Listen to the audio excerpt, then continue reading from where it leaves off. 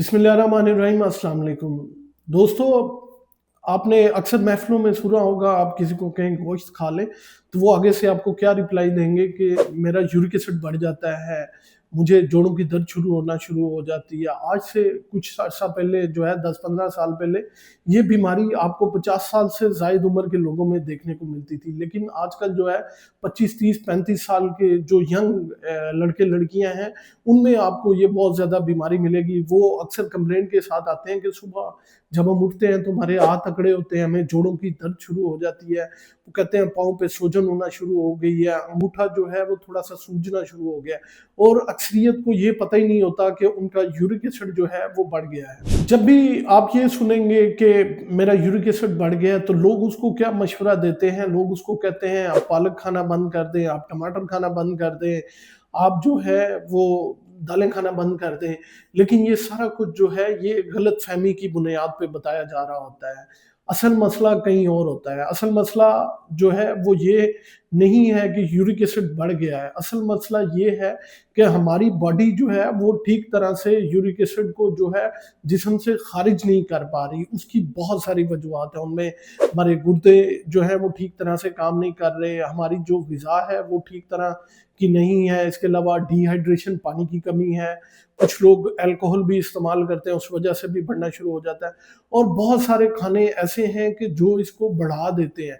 तो बेसिकली जो मेरी नज़र में है वो मसला ये नहीं है कि यूरिक एसिड बढ़ गया है, मसला ये है कि जिस्म जो है उस बढ़ने को जो है कंट्रोल करने में नाकाम रहा है या आपकी बॉडी जो है उसके साथ लड़ने के अंदर नाकाम रही है, जिसकी वजह से वो जिस्म में सिम्पटम पैदा कर रहा है। आज की इस वीडियो में मैं इसी बारे में बात करूँगा कि किस तरह आपका यूरिक एसिड बढ़ता है, वो कौन से खाने हैं जो यूरिक एसिड बढ़ाते हैं, वो कौन से खाने हैं जो यूरिक एसिड जो है दवाई के बगैर ही कम कर देंगे। सबसे पहले मैं आपको ये बताता हूँ कि यूरिक एसिड है क्या? यूरिक एसिड एक हमारे खानों का बाय प्रोडक्ट है। जब हम ऐसी चीज़ें खाते हैं जिनमें प्यूरीन की मिकदार बहुत ज़्यादा होती है, तो हमारा जिस्म जब उन्हें हज़म करता है तो वो एज़ ए बाय प्रोडक्ट जो है वो यूरिक एसिड जो है वो पैदा होता है। लेकिन हमारा जिस्म जो है उसको ख़ारिज करने में नाकाम रहता है, जिसकी वजह से उसकी मिकदार जो है वो जिस्म में बहुत ज़्यादा बढ़ना शुरू हो जाती है।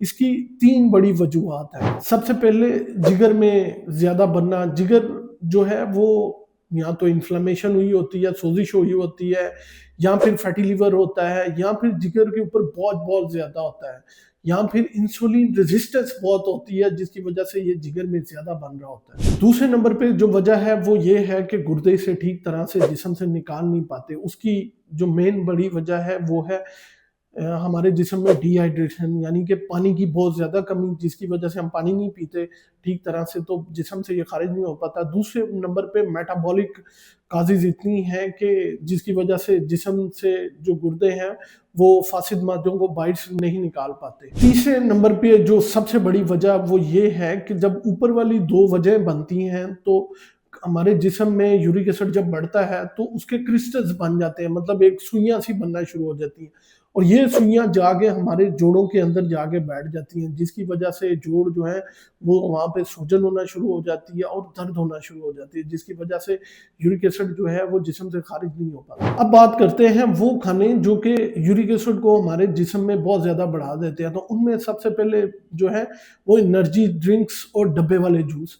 ये जितने भी एनर्जी ड्रिंक्स होते हैं और डब्बे वाले जूस होते हैं, इनमें फ्रुक्टोज़ की मिकदार बहुत ज़्यादा होती है, जो कि जिस्म में यूरिक एसिड की मिकदार को बहुत ज़्यादा बढ़ा देते हैं। दूसरे नंबर पे जो है अल्कोहल, वो लोग जो अल्कोहल इस्तेमाल करते हैं, उसमें प्यूरीन की मिकदार बहुत ज़्यादा होती है, जिसकी वजह से यूरिक एसिड जिस्म में बहुत ज़्यादा बढ़ना शुरू हो जाता है। तीसरे नंबर पे ऑर्गन मीट, मतलब ये कि किसी भी जानवर के गुर्दे, मगज़ या फिर इस तरह की और कलेजी जितनी है, ये इनमें जो है प्यूरीन की मिकदार बहुत ज़्यादा होती है, जिसकी वजह से जो लोग ये चीज़ें ज़्यादा इस्तेमाल करते हैं उनमें यूरिक एसिड बहुत ज़्यादा होता है। चौथे नंबर पे रेड मीट का इस्तेमाल, वो लोग जो कि बकरे या फिर ये रेड मीट जो है वो बहुत ज़्यादा इस्तेमाल करते हैं और लगातार इस्तेमाल करते हैं, में भी जो है वो यूरिक एसिड काफ़ी बढ़ना शुरू हो जाता है। 5वें नंबर पे जो है दाल और कार्बोहाइड्रेट का मिलाप, वो लोग जो कि दाल बहुत शौक से खाते हैं लेकिन उसके साथ हाई कार्ब डाइट ले लेते हैं जिनमें है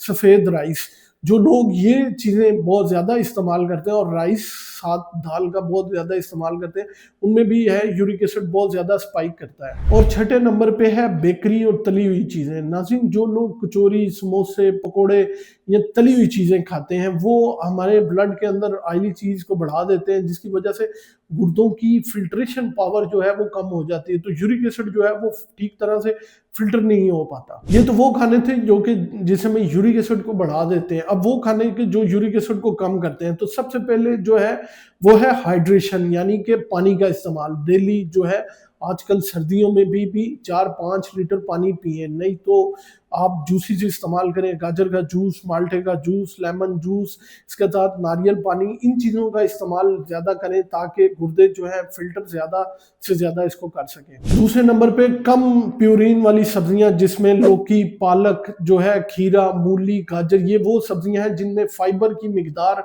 बहुत ज़्यादा होती है और प्यूरिन की मिकदार कम होती है। तीसरे नंबर पे विटामिन सी वाले फल। आजकल जो है वो माल्टा बहुत ज़्यादा आया हुआ है, अमरूद बहुत ज़्यादा आया हुआ है, लीमू जो है वो भी आया हुआ है। इसके अलावा जिन जिन फलों में विटामिन सी है, ये ग्रे फ्रूट है, इस तरह की चीज़ें जो है उनके जूसेस इस्तेमाल करें ताकि फिल्टर ज़्यादा से ज़्यादा हो सके। चौथे नंबर पे है लो फैट डेयरी। इनमें जो है कम चिकनाई वाला दूध और दही जो है, ये जिस्म से यूरिक एसिड को निकालने के लिए बहुत कारआमद है। इसके अलावा लो कार्ब्स जो है, जैसे कि दलिया, ओट्स और बाजरा, ये वो चीज़ें हैं जो कि जिस्म में जिनमें प्यूरिन की मिकदार काफ़ी कम होती है और जिस्म में यूरिक एसिड को निकालने में बहुत मददगार साबित होते हैं। छठे नंबर पे है प्रोटीन के ज़राए जितने भी हैं, उनमें अंडा है, इसके अलावा पनीर है, ओट्स हैं। ये वो चीज़ें हैं जो कि आपको जो है एनर्जी फ्राहम करती हैं और ये प्यूरिन के मुतबादिल हैं।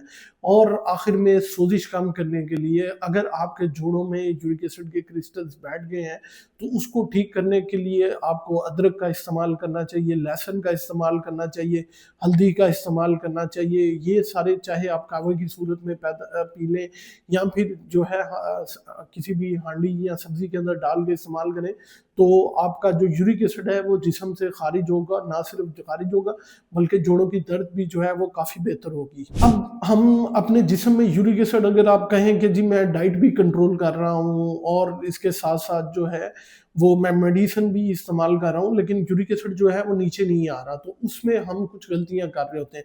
सबसे पहले कि हम पानी नहीं इस्तेमाल कर रहे होते, तो इसमें आपने जो अपनी हाइड्रेशन है उसको लाजमी बेहतर करना है। 8 से 10 गिलास पानी के पीने हैं। दूसरे नंबर पे खाना छोड़ना और फिर एक टाइम पे बहुत ज़्यादा खाना खा लेना। जब आप खाना छोड़ते हैं तो इंसुलिन का लेवल जो है वो बॉडी में बहुत कम हो जाता है। आप 12-14 घंटे के बाद जब दोबारा आप खाना खाएँगे तो इंसुलिन एकदम स्पाइक करेगी, और बॉडी में इंसुलिन जब स्पाइक करती है तो वो यूरिक एसिड को, इखराज को जो है वो कम करती है।